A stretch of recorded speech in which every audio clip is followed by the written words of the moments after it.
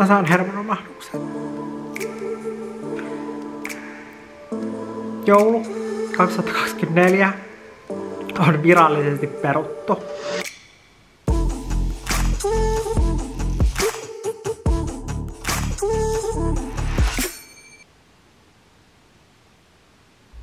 Hello ja tervetuloa uuden ei luukun, vaan videon pariin. Vaikka tänä vuonna ei tule joulukalenteria, niin halusin ottaa teidät kuitenkin mukaan tähän päivään, koska mä oon saanut jonkun verran kyselyitä, että kuvaaks mä tällaisen videon, elikkä videon meidän joulusisustuksesta.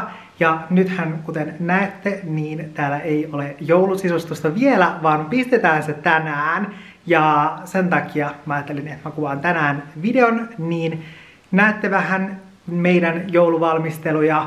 Ja tää itse asiassa on nyt mun viimeinen video tänä vuonna, joten nauttikaa. Ei vaan, en mä tiedä. Toivottavasti tykkäätte tästä videosta. Ja nyt me ollaan itse asiassa alkamassa kuvaamaan toista videota, mikä on jo julkaistu. Kuten näette, täällä on studiovalot pystyssä, koska ollaan kuvaamassa toista videota, mistä mä oon saanut tosi paljon kysymyksiä, eli jouluherkkujen maisteluvideota. Ja tää on ehdottomasti semmonen video, minkä mä myös itse halusin toteuttaa siitä huolimatta, että joulukalenteria ei nyt tule. Koska katsokaa, tässä on jouluherkut, mitä me maistellaan mun kanavalle kuvatussa videossa, eli tää video on nyt jo julki, joten jos haluat tietää, miltä joku näistä maistuu, itse asiassa tästä puuttuu vielä yksi jäätelö, koska se on pakkasessa, että se ei sula, niin kannattaa sitten tämän videon jälkeen suunnata jouluherkkujen maisteluvideoon, koska se tosiaan on jo julkaistu. Ja itse asiassa tossakaan ei ole vielä kaikki herkut, mitä me tänään maistellaan, koska me kuvataan myös Valtterin kanavalle toinen osa jouluherkkujen maisteluista. Siitä huolimatta, että tänä vuonna ei tule joulukalenteria, mä halusin tehdä hyväntekeväisyyskeräyksen, minkä mä oon tehnyt joka vuosi, koska me ollaan kerätty 28 000 euroa Mieli ry:lle, eli mielenterveystyöhön Suomessa, mikä on ihan uskomattoman hieno summa. Me saatiin Valtterin kanssa videot kuvattua, ja nyt on vähän semmoinen olo, että vois mennä päikkäreille, koska noiden herkkujen maisteluiden jälkeen iskee aina semmoinen pieni väsymys. Mä en tiedä, johtuuko se siitä, että verensokerit pomppaa tonne ainakin ylös, vai mistä, mutta sen jälkeen on aina sellainen, että nyt kaipaisin pieniä päikkäreitä. Mutta toisaalta mä en malta nyt mennä nukkumaan, koska katsokaa mitä siellä on. Mä käytin hakemassa Valtterin kanssa varastosta meidän joulukoristeet 2024. Nyt kun mä näen nämä koristeet tähän eteiseen kannettuna, niin mua vähän naurattaa se, että me Valtterin kanssa oltiin tuolla varastossa silleen, että tänä vuonna pistetään maltillisesti joulukoristeita. Täällä on 6 pystyssä. Kyllä. Päätettiin aloittaa tärkeimmästä ja isoimmasta. Mä unohdin, miten pitkä tää on. Niin jo. Tää on siis todella monessa osassa. Siis mä jotenkin kans yllätyin tästä.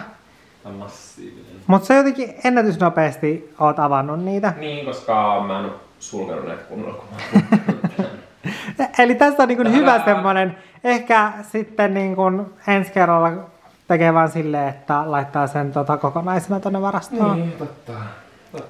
Niin sitten koristeiden kanssa. Niin sit voi vaan hakea sieltä. Kyllä. Ja ehkä sitten se voisi olla hyvä siinä mielessä myös, koska tässä nyt kävi silleen, että mä tajusin, että meillähän ei ole siis koristeita, tai siis meillähän olisi koristeita tähän kuuseen, mutta mulla on semmoinen visio sellaisesta tietynlaisesta kuusesta. Joo. Niin, joka vuosi on joku tietty trendikuusi. Niin nyt meillä ei ole sellaisia juttuja, mitä mä tarvisin tähän. Mä en tiedä, mikä niiden nimi on. Mutta tää kuusi, tää on oikeasti superhieno. Niin on. Sä viime vuonna sait tän verkkokaupasta. Mä työskentelin verkkokaupankaan. Niin siellä. Tää oli mun mielestä siitä niin kuin, vähän niin kuin niiden omasta valikoimasta. Tai Joo, ennen. Niillä on muutenkin, niillä on esimerkiksi tosi kiva semmosia niinku tuikkuja. Niin tää on sitä. Ja tää on oikeesti tosi kiva, koska meillä on ollut semmoinen luminen kuusi ennen Etolasta.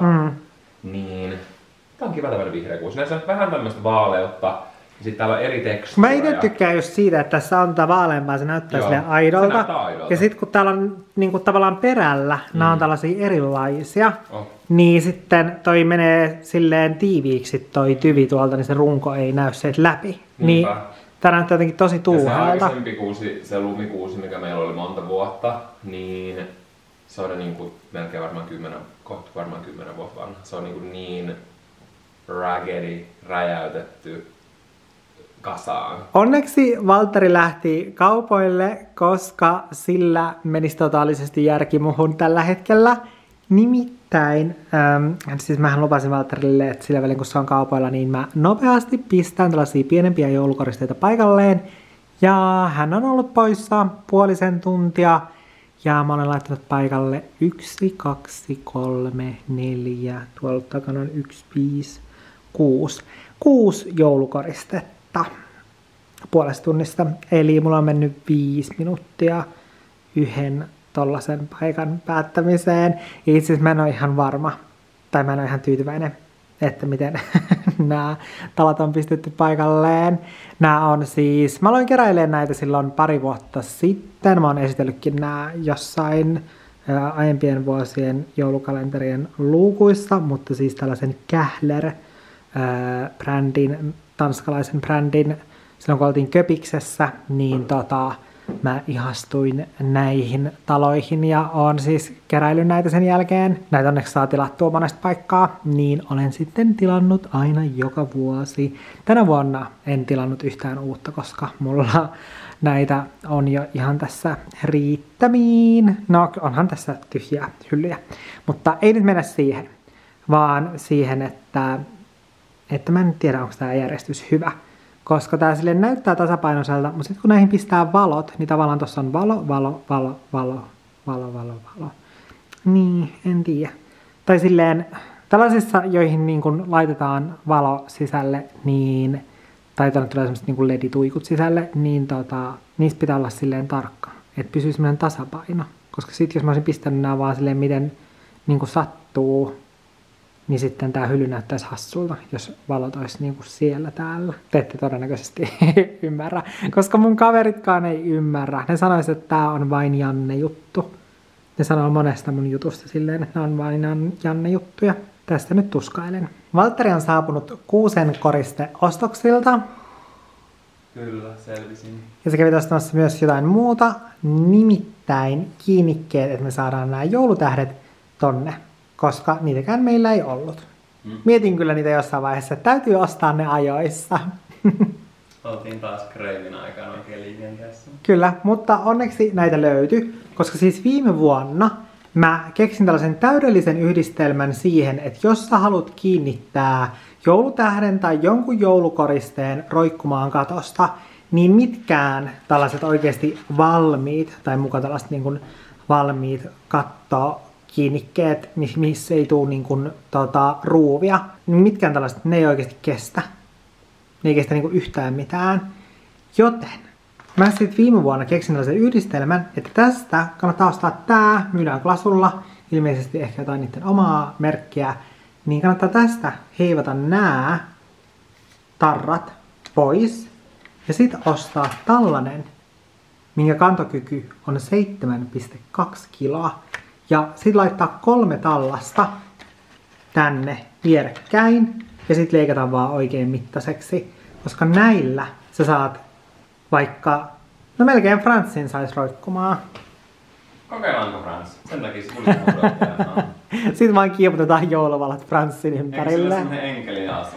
Totta, niin vois. Se melkein näyttää nyt enkeliltä, kun tuo joulutähti on tuossa sen takana. Se on melkein kuin sen, mikä se on, sädekehä. Se onkin pesää sinne.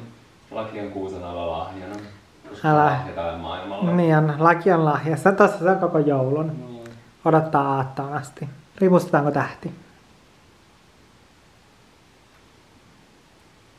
Onko sä uupunut tästä joulukoristeiden laitosta? Meillä on pitkä joulunen päivä.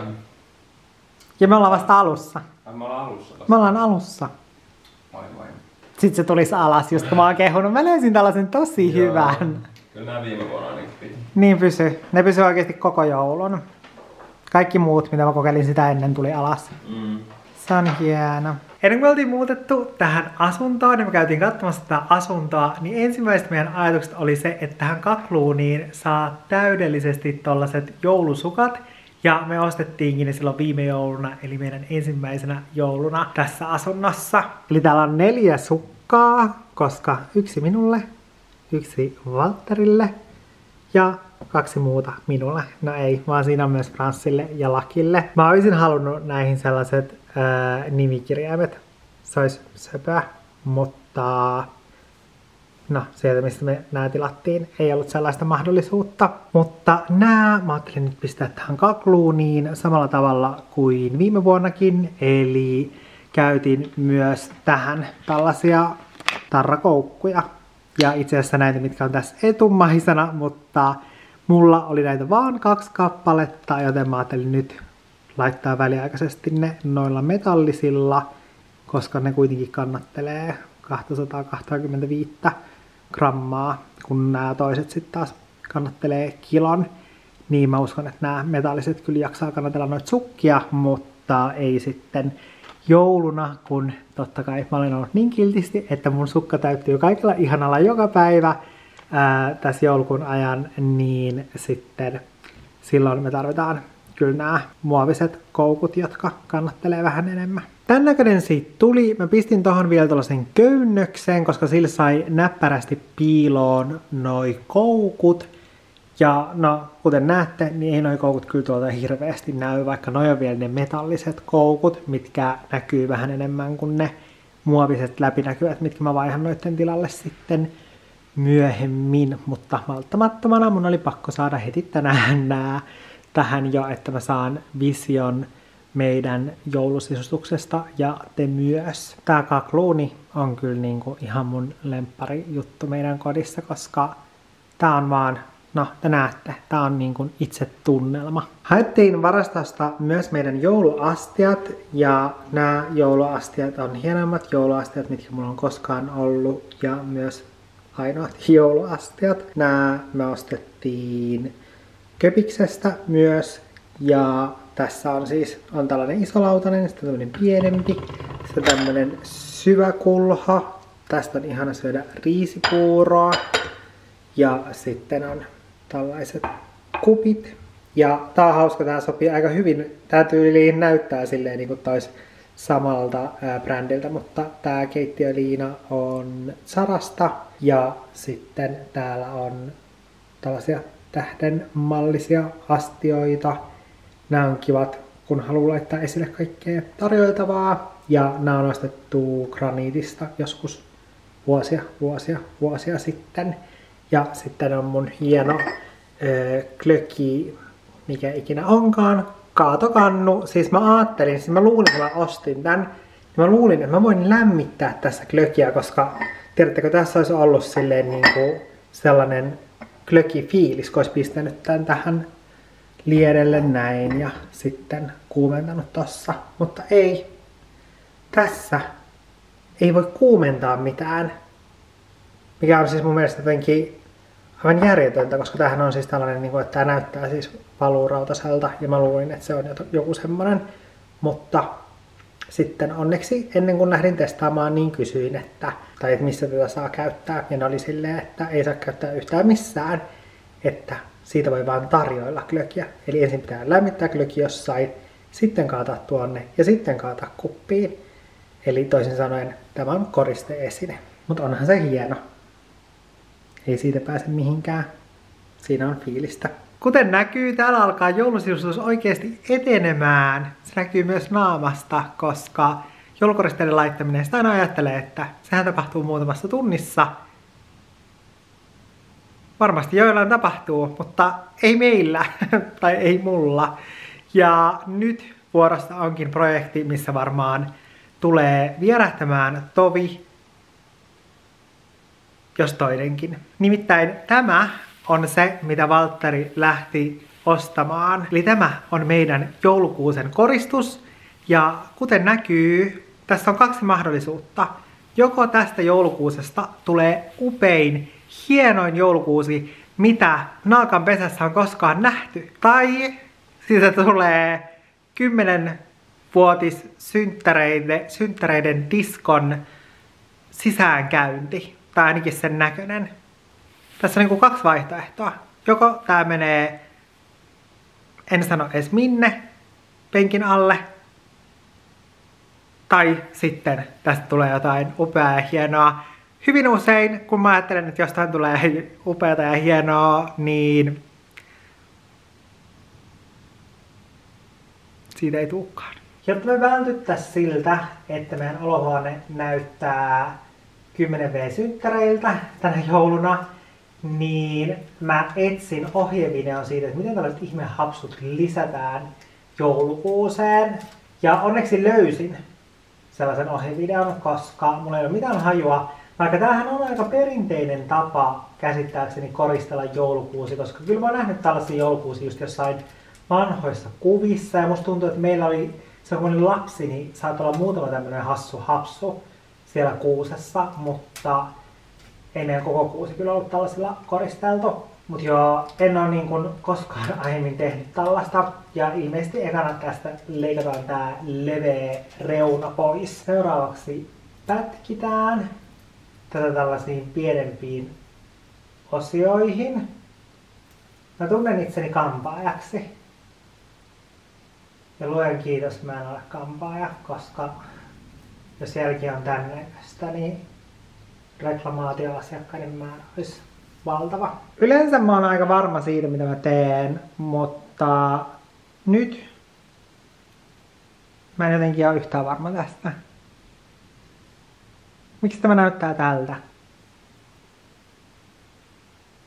Oi, olen hapsunen. Onko tää virhe? Tää ei nyt näytä hyvältä. Siis kattakaa sitä. Mä oikeesti.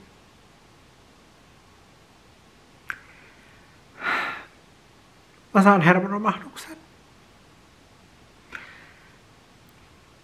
Joulu 2024 on virallisesti peruttu. Oikeesti tämä on merkki siitä, että älä ikinä koskaan kokeile mitään uutta. Oli kyseessä ravintolatilaus, pukeutumistyyli, hiustyyli, joulukoristus. Älä ikinä kokeile mitään uutta. Se on niinku 30-vuotiaan Jannen paras elämän ohje. Pitäydy aina vanhassa tutussa ja samassa. Äläkä ikinä uudista itseäsi tai kokeile mitään uutta. Se on aina helvetinmoinen virhe.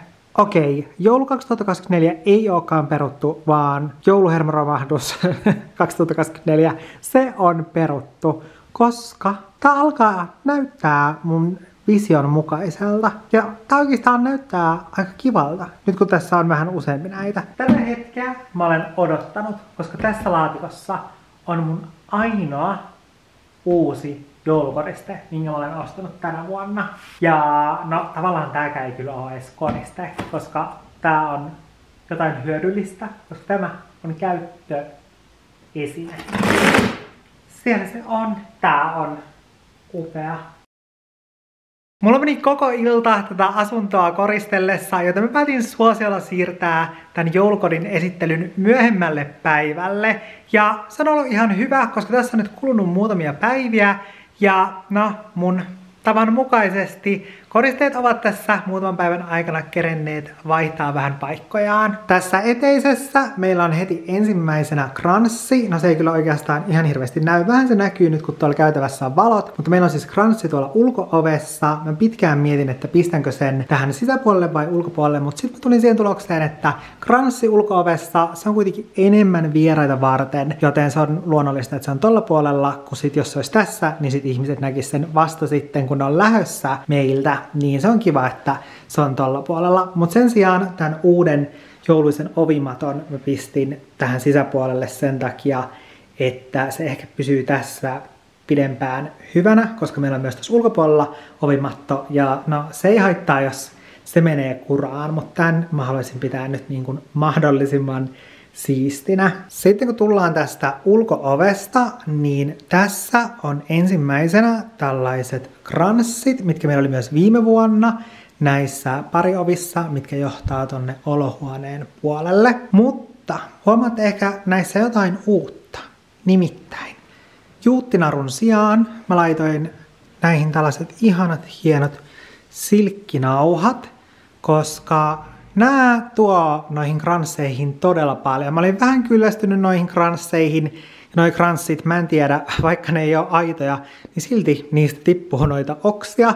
Mä en tiedä, kohteleeko mä niitä jotenkin väärin. Niin ne alkoi näyttää vähän semmoisilta harvoilta. Toi rusetti, se jotenkin piristää niitä. Tää on kyllä niinku semmonen hyvä vinkki, mikä kannattaa muistaa, että jos teillä on just jotain semmoisia joulukoristeita, jotain tällaisia kransseja tai muuta, ja teillä tulee sellainen, että te alatte ehkä vähän kyllästymään niihin, tai ne alkaa näyttää jotenkin nuhjusilta, niin niitä voi just piristää tällaisilla pienillä kivoilla jutuilla, että ei tarvitse lähteä niinku askartelemaan mitään hirveän suurta, vaan vähän solmia jotain rusetteja silkkinarusta, niin tää on ihan erinäköinen. Mä en tiedä kuuluuko se, mutta meidän yläkertaan on kai muuttanut oopperalaulaja, ja joka kerta kun mä alan kuvaamaan jotain, niin hän alkaa laulamaan. Mä en tiedä mistä se johtuu, mutta katsokaa tätä kuusta.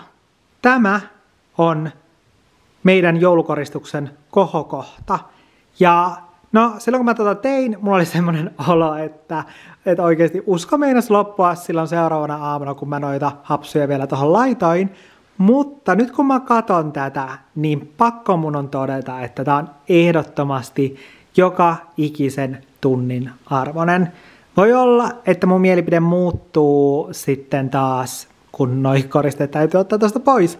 Mutta nyt mä aion vain ihastella sitä, koska toi kimmeltää kuin jostain sadusta suorastaan. Mä en oo kyllä nyt ihan varma. Voi olla, että mä joudun perumaan noin mun puheet meidän joulukoristuksen kohokohdasta, koska kuusen sijaan meidän joulukoristuksen kohokohta tänä vuonna on nämä Naglivingin Donitsi-kynttilän jalat, koska no, katsokaa. Ja katsokaa tuota uutta väriä, tuota punaista väriä. Se sopii niin hyvin ton vihreän kanssa ja ton valkoisen kanssa. Ton valkoisen kanssa siitä tulee vähän semmonen nekkufiilis, mutta sitten ton vihreän kanssa enemmän semmonen perinteinen joulu. Nämä kynttilän jalat on itse asiassa, no vielä tämän vuoden loppuun asti, -15% Naglivingin verkkokaupassa. Voin pistää linkin tonne alas. Nämä viimevuotiset paperitähdet on myös löytäneet paikkansa ikkunoista. Ja päivien pohdiskelun jälkeen musta tuntuu, että mä oon ehkä nyt vihdoin tyytyväinen tähän kirjahyllyn järjestykseen. Mä tunnustan, että mä hurahdin ihan täysin näihin hapsuihin. Ja mähän olisin halunnut siis pistää niitä ihan joka paikkaan, mutta mä pidin itseni kurissa ja pistin niitä vaan tähän kakluunin edustalle. Ja kun mä olin laittanut noin, mä mietin, että näyttääkö tää jotenkin vaan tosi isolta sotkulta, mutta nyt kun mä oon katsonut sitä tässä pidempään, niin mun mielestä tää näyttää tosi kivalta. Ja itse asiassa mulla tulee tästä vähän semmonen jenkkijoulufiilis, mitä mä rakastan, mutta sit kuitenkin mä en ite osais elää sellaisessa jenkkijoulusisustuksessa, koska se usein on tosi värikäs. Mutta tää on silleen jenkkijoulu, mutta skandinaavisella otteella.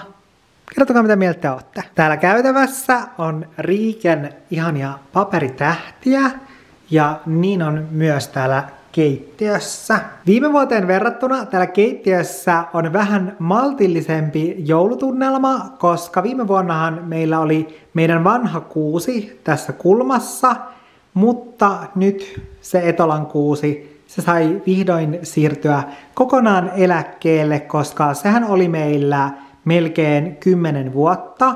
Ja se oli edelleen hyvä, mutta siinä oli sitä lumihuuretta todella paljon. Ja se lumihuurre alkoi kerään siis kaiken pölyn ja lian ja koirien karvat. Ja ne jäi siihen niin tiukasti kiinni, että sitä ei saanut puhistettua. Joten ainut vaihtoehto oli päästää kuusi eläkkeelle. Musta on ihana, kun etenkin täällä keittiössä meillä on tosi pelkistetty sisustus, niin ihan muutama juttu tuo tänne sen joulutunnelman, et ei tarvi sitä kuusta, vaan muutama pieni juttu riittää, koska ne erottuu täältä niin hyvin. Esimerkiksi nämä kynttilän jalat, kynttelikkö ikkunalaudalla, puiset tähdet ovennupissa ja keittiöliina. Ei tää tarvi mitään sen ihmeellisempää. Täällä makuuhuoneessa meillä oli viime vuonna beige-teema, mutta tänä vuonna mä toin tänne valkoisen kaveriksi vähän punasta ja mä en osaa päättää, että tykkäänkö mä enemmän tästä meidän tämän vuoden makuuhuoneen joulusisustuksesta vai olohuoneen. Tää makuuhuoneen kulma, missä on tää minikuusi ja sitten nämä kirjahyllyn tikkaat, on jotenkin niin söpö ja noi pienet punaiset narusta solmitut rusetit suorastaan sitoo tän söpöyden suloiseksi lahjapaketiksi. Tää siis, kun mä katson tätä, niin mä vaan mykistyn, koska tässä välittyy jotenkin täydellisesti sellainen joulun tunnelma, mitä mä haluan omaan kotiin. Tässä on jotain vähän semmoista elokuvamaista, niin kuin meidän olohuoneen joulukuussa tänä vuonna. Ja eikä se on ollut jotenkin alitajunnassa semmonen mun ajatus, että mä haluan sellaista jouluelokuva-fiilistä meidän sisustukseen. Ehkä. Mä tykkään myös tästä kynttilämerestä ikkunalaudalla, koska nyt tänä vuonna, kun nämä kynttilät on täällä makuuhuoneessa, niin näistä tulee jopa vähän semmoinen romanttinen fiilis, kunhan vaan romantiikka ei roihahda liekkeihin, koska mua vähän pelottaa toi paperitähti tässä liekkien yläpuolella. Tää ei nyt vaikuta ihan täysin paloturvallisuuden oppikirjasta. Tällainen on Naakan ja Sandbergin joulusisustus 2024. Jos sä tykkäsit siitä, laita tälle videolle peukku ja kommentoi myös tonne alas, että mikä oli sun lemppari-juttu tässä meidän tämän vuoden joulusisustuksessa. Tää on tämän vuoden viimeinen video, joten me nähdään ensi vuonna. Se on oikein ihanaa ja tunnelmallista joulua kaikille. Se on moi moi! Voi ei mikä vääryys, mä unohdin kokonaan esitellä kylpyhuoneen ja sen joulukoristeet, koska totta kai täälläkin on joulukoriste. Tää on pieni söpö joulupussi. Vrum vrum vrum.